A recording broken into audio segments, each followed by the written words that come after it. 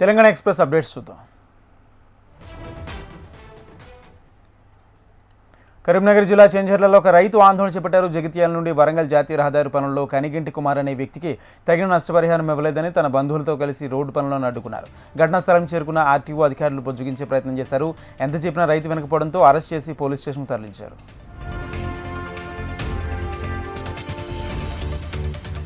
Alwala BSF private కళాశాల ముందు SFI విద్యార్థి సంఘాలు ధర్నాకి చేపట్టారు. ఎటువంటి అనుమతులు లేకుండా కళాశాల నిర్వహిస్తున్నారని ప్రశ్నించారు. నాయకులతో యాజమాన్యం వాగ్వాదాన్ని దిగారు. కళాశాల భవనానికి బోర్డు సైతం లేకుండా కళాశాల నిర్వహిస్తున్నారని రాష్ట్ర ఉపాధ్యక్షుడు వెంకటేష్ అన్నారు. విద్యార్థుల జీవితాలతో ఆటలాడుతున్నారని ఆగ్రహం వ్యక్తం చేశారు. విద్యాశాఖ అధికారులు వెంటనే స్పందించి కళాశాల యాజమాన్యంపై చట్టపరమైన చర్యలు తీసుకోవాలని డిమాండ్ చేశారు.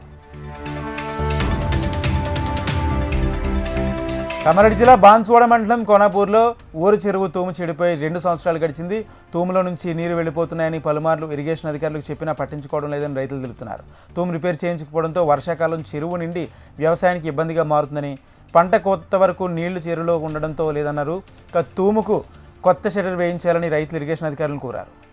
కుకట్పల్లి బోరబానికి చెందిన రౌడీ షీటర్ సయ్యద్ షాహిద్ హత్య కేసులో 3 నిందితులను అరెస్ట్ చేసి రిమాండ్కు తరలించారు. షాహిద్ను హత్య చేసి ఆ ప్రాంతంలో రౌడీ స్థానం సొంతం చేసుకోవాలని అతని స్నేహితులు షాహిద్, సమీర్, హనస్ అలియాస్ మున్నా కలిసి గత కొన్ని రోజులుగా పథకం వేశారు. గత నెల 29న స్నేహితుడు బర్త్డే వేడుకకు హాజరై పథకం ప్రకారం ప్రకాష్ నగర్లోని ఒక నిర్మానుష్య ప్రాంతంలో మద్యం సేవించి తర్వాత షాహిద్ను బీర్ బాటిల్తో పొడిచి బండ తలపై వేసి చంపారు. కేసు ఛేదంలో నైపుణ్యం చూపిన పోలీసు సిబ్బందిని డీసీపీ అభినందించారు.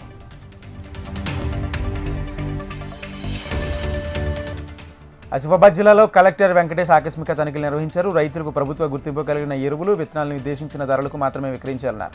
దుకాణం ముందు స్టాఫ్ నిల్వలు, ధరల పట్టిక వివరాలు తప్పనిసరిగా ప్రదర్శించాలని ప్రభుత్వం నిర్ణయించిన ధరల ప్రకారం యూరియా, డీఏపీ, ఇతర మందులు, విత్తనాలను మాత్రమే విక్రయించాలని తెలిపారు. అధిక ధరలకు విక్రయిస్తే కఠిన చర్యలు తీసుకుంటామని తెలిపారు.